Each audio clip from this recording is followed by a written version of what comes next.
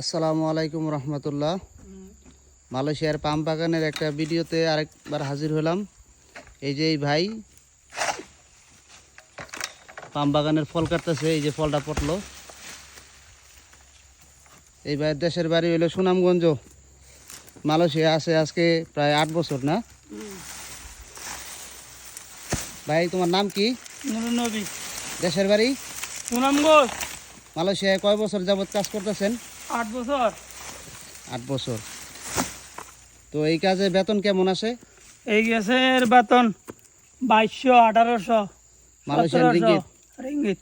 ও, সবচেয়ে বেশি বেতন কত পাইছিলেন? সবচেয়ে বেতন বেশি যদি ফল হয় তারপরে বেতন 3000। 3000 না? 3000। তো এখানে যে আসছেন, দেশে কয়বার গেছেন ছুটিতে? একবার। একবার না? একবার। এই যে এটাকে মালয়েশিয়ান ভাষায় সাবিত বলে। এই পাইপটা প্রায় 25 থেকে 30 ফুট লম্বা।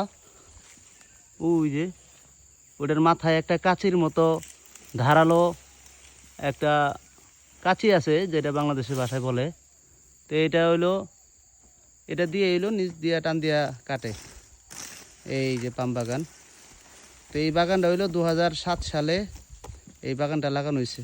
এই যে সব গাছ একটু 19-20, কোনো গাছে পানি এবং সার ভালো পাইলে ওই গাছটা একটু হালকা একটু লম্বা হয়।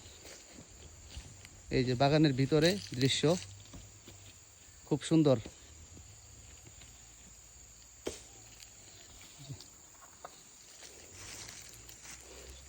এই যে ফল, এই যে এটা হলো ফল। ফলটা যখন পাকে তখন লাল বর্ণ ধারণ করে। এই যে এই ফলটা পাকনা ফল। এই যে এটা বিজির মতো হলুদ হয়ে যায়। এই যে আরেকটা ফল।